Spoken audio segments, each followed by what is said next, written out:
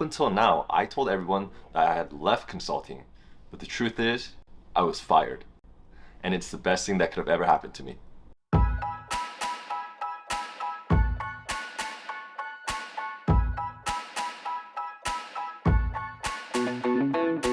You might know me as the real estate guy, but before all of this, and finding what I really love to do, I was just like everyone else, slaving away in the corporate world, working as a consultant.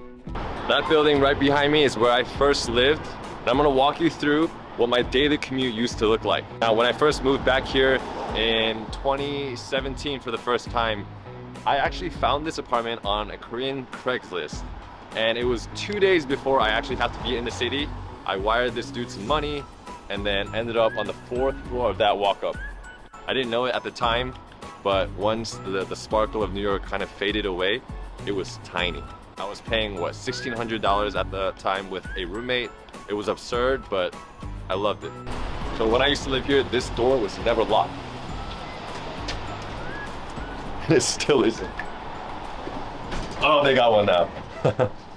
You know, when I would first step out, I would always be reminded and just be so grateful because I live in New York City, and just stepping out onto the street itself was just such a great reminder, even if the work was difficult, because I got to be in a city that I always dreamed of being in.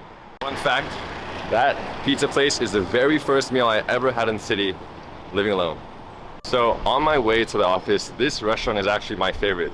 Not because it's the best, but it just has a special place in my heart. It's right near the house, but also anytime my dad would come, we would come not to Smith and Walensky, the more expensive one, but to Walensky's Grill. I would sit right here. Such a cool, casual, chill vibe. It was awesome.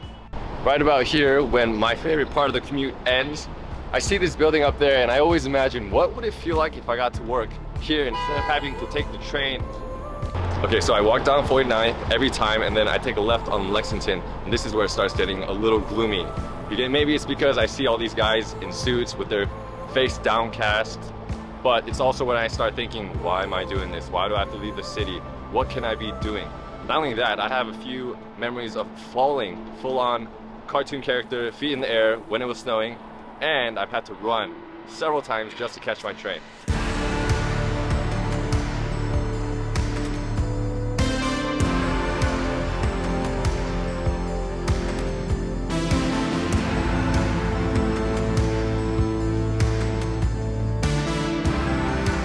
I mean, looking back, I was so oblivious to how beautiful this station was. I was so caught up in my misery that all I was thinking about on that 40-minute train ride to the office was, God, I hate what I'm doing, but I don't know what I want to do. It felt so suffocating that I had to leave the city that I loved and moved here for just to go to work.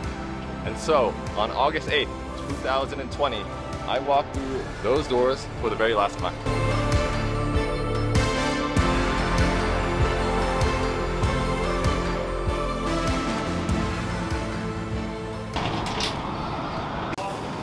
Alright, so let's talk about how I got to this point. I grew up in a Korean family, but actually it was not typical. There was no pressure to study, but for some reason myself and my brother, we worked really hard, we were really involved, and I ended up going to Georgia Tech on a scholarship.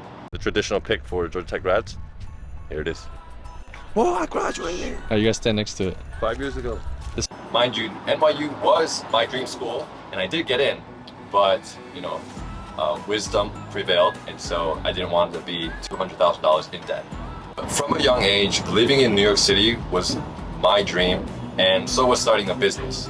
So when I had the opportunity to move to New York, I justified it as just being a means to an end so that I could be in the city. But because it wasn't work that I actually enjoyed, I was only there so that I could live in the city, I was already starting to think of ways to get out and start my own business, which led to me creating a credit card points business called the Points Market. And that's exactly where the Points Market steps in. I even went to my own holiday party to hand out business cards for that business. Soon enough, the just survive mentality caught up with me and crept into my work ethic, my mindset, and ultimately my performance. And so I was fired.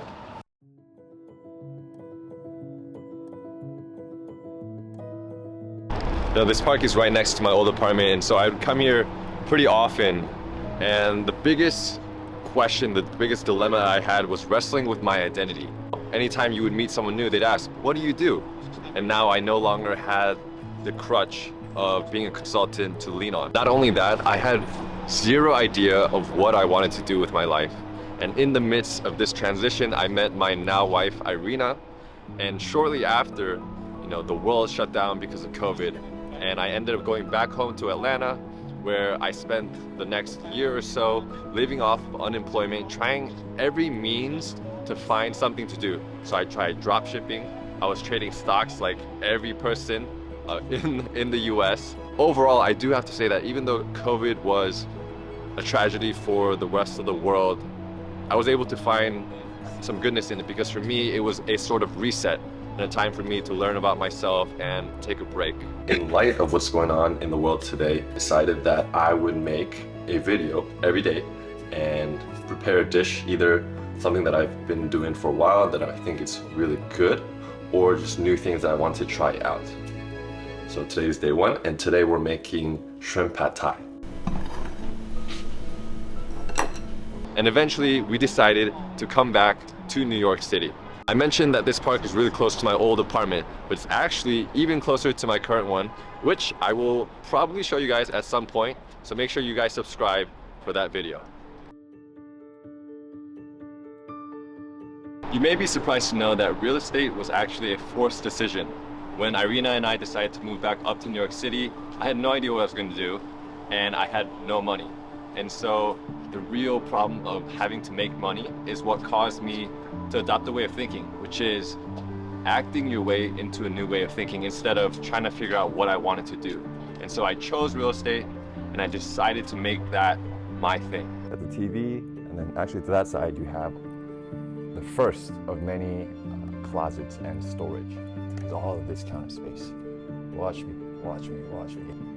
No, it's not. Just look. Check out this beautiful rooftop.